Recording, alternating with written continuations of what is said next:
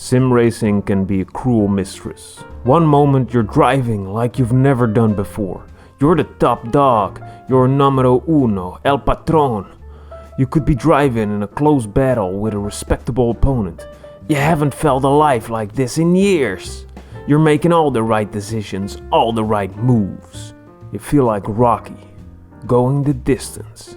And then, all of a sudden, out of nowhere, the unimaginable happens. Your internet lags out, your wheel quits working, or Windows decides that it needs to minimize your game because an update is really necessary right friggin' now.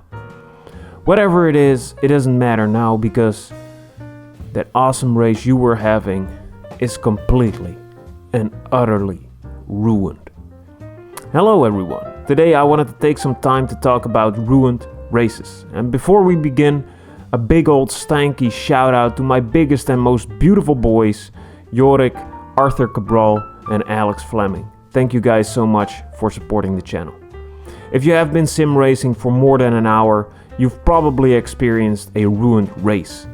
Whether it was something out of your control or you ballsed it up yourself, ruined races are more infuriating than finding out that your new dentist is your mother-in-law. We all know how frustrating it is, so that's not what I want to focus on today. In this video I want to discuss the aftermath, the consequences of a ruined race, and this might make a few of you out there very uncomfortable because we're gonna be talking about feelings. Yes boys, feelings. I know you have them too, and we're not gonna hide them today. I'll start with something that happened to me last week. I was driving on Bathurst in the Michelin Pilot Challenge in iRacing, and we were getting ready for a half hour of TCR goodness. And I noticed that Crew Chief had shut down. And if you don't know what Crew Chief is, it's a desktop application that provides a spotter that makes callouts in games like iRacing, ACC, and a bunch of other sims. So we were driving in the formation lap and I wanted to start it up quickly because it was not real racing yet. And because I started up Crew Chief, my iRacing window was teleported to my wrong monitor just as the race was starting. This caused me to be in the last place for the rest of the race, along with me crashing into a wall. I know that this was practically my fault because I decided to start up another app while I was supposed to be driving, but something like this had never happened to me before and I was very, very angry. And you might say I was furious, but not quite fast. So I decided to finish the race regardless of what had happened in these early stages. And when I'm mad, when I'm in the last place and no one is near me, I'm just driving there like it's a practice lap, I drive pretty badly. And every time I make a mistake, it fuels my anger even more. This whole situation was very constructive, as you can tell. And to make matters worse, it was of course a multi-class race. And everybody who's been driving in multi-class races as the slower class has this experience. The faster GT4 class was starting to lap me, and they were driving like that track did not belong to me, and I was just a nuisance. The older GT4 kids, they were bullying me off the playground. And this made my frustration even grow larger, because they bumped into me. They ran me off the track, as I was just trying to get a clean race in with my sad and broken spirit. And if you've been following along with this story, you might have picked up that I was not having a good old time, as your mother often calls it.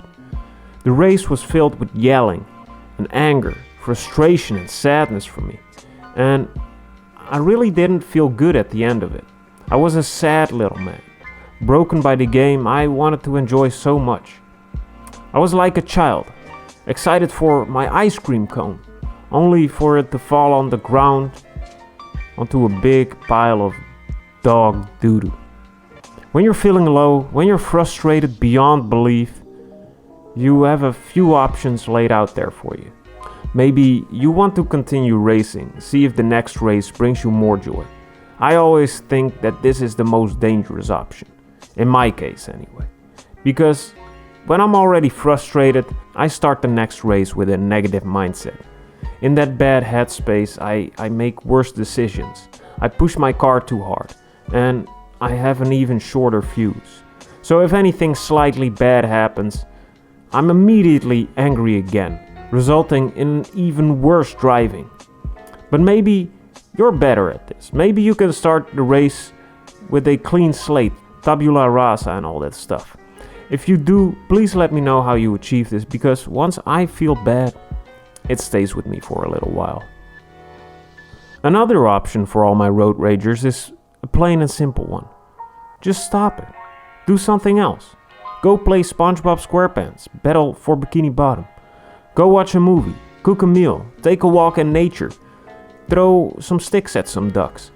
Listen to the loudest, most aggressive music. Do anything that helps you reset your mind, that clears the clouds around your head. This is my preferred option because I can detach myself from the source that's fueling my anger. I have to physically distract myself to get out of that all-consuming hatred that's boiling in my mind. And that does sound like a metal lyric. Anyway, the point of this video is to tell you that you're not alone. Or maybe it's for me to find out that I'm not alone in this. We're not bad people for feeling mad, frustrated, or murderous. It's something we all feel to a certain degree.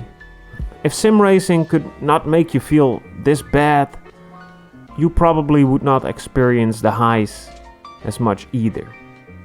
You have to take the good with the bad, and there's plenty of both in sim racing.